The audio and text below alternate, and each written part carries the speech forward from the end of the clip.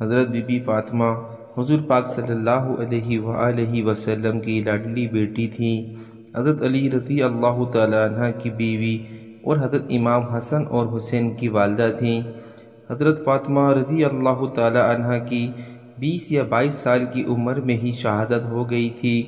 حضرت محمد صلی اللہ علیہ وآلہ وسلم کو عرب کے لوگ اکثر یہ کہتے تھے کہ آپ صلی اللہ علیہ وآلہ وسلم نے نبوت کا دعویٰ دولت پانے کے لیے کیا ہے، لیکن در حقیقت ایسا کچھ بھی نہیں تھا۔ جب حضرت فاطمہ رضی اللہ تعالی عنہ کی شادی کے بعد بھی ان کے حالات کچھ ٹھیک نہ رہے تو اس بات کو جھوٹا قرار دے دیا گیا اور لوگوں میں یہ بات غلط ثابت ہو گئی کہ آپ صلی اللہ علیہ وآلہ وسلم نے نبوت کا دعویٰ دولت پانے کے لیے نہیں کیا تھا۔ اکثر حضرت بی بی فاطمہ رضی اللہ تعالیٰ عنہ کے گھر کے حالات ایسے ہوتے تھے کہ حضرت علی رضی اللہ تعالیٰ عنہ صبح فجر کی نماز کے بعد کام کی تلاش میں نکل جاتے تھے۔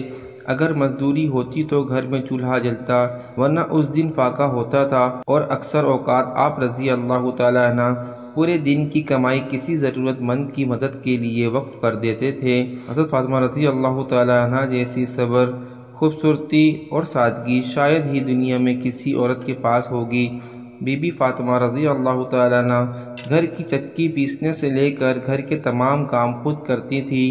حضرت علی رضی اللہ تعالیٰ عنہ کے گھر میں بستر کے نام پر ایک اونٹ کی کھال میسر تھی، جس پر دن کے وقت اونٹ چارہ کھاتا اور رات کو یہ کھال سونے کے کام آتی تھی۔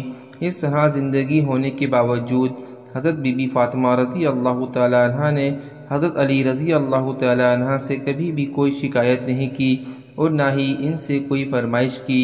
تاریخ گواہ ہے، بی بی فاطمہ اور حضرت علی رضی اللہ تعالیٰ عنہ کا جوڑا ایک مثالی جوڑا رہا ہے۔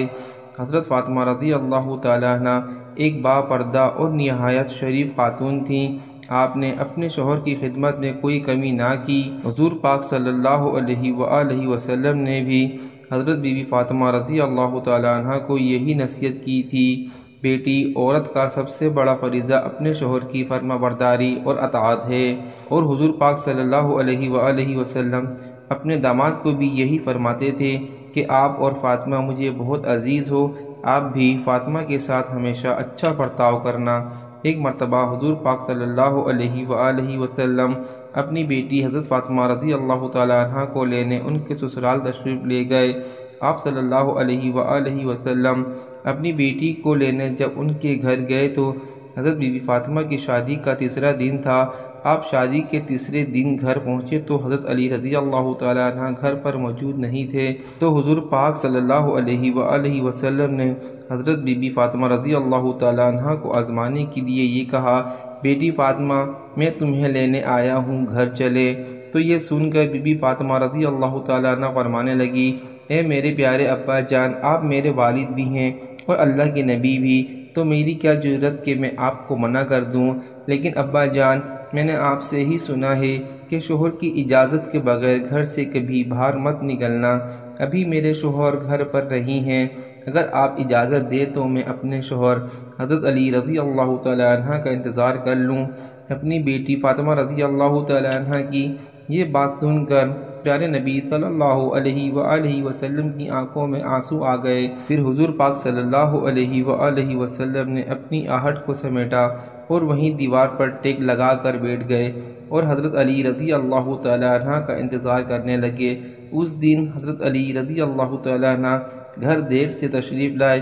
جب حضرت علی رضی اللہ تعالیٰ عنہ گھر تشریف لائے تو انہوں نے دیکھا پیارے رسول صلی اللہ علیہ وآلہ وسلم دیوار سے ٹیک لگا کر بیٹھے ہوئے ہیں۔ یہ دیکھ کر حضرت علی بہت حیران ہوئے۔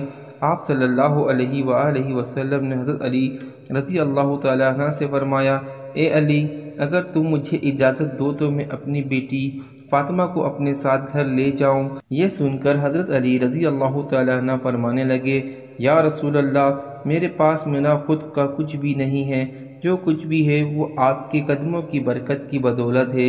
یہ کہہ کر حضرت علی فرمانے لگے، یا رسول اللہ، یہ کیسے ہو سکتا ہے کہ میں آپ کو اجازت دوں؟ حضور پاک صلی اللہ علیہ وآلہ وسلم فرمانے لگے، اے علی، میں نے اپنی بیٹی کو ہمیشہ اپنے شوہر کی اطاعت کرنا ہی سکھائی ہے، اسی لیے میری بیٹی کہنے لگی کہ میں اپنے شوہر کے بغیر آپ کے ساتھ نہیں جا سکتی، میرے شوہر گھر پر موجود نہیں ہیں، جب تک میں ان سے آپ کے ساتھ جانے کی اجازت نہ لے لوں تب تک میں اس گھر سے نہیں جاؤں گی۔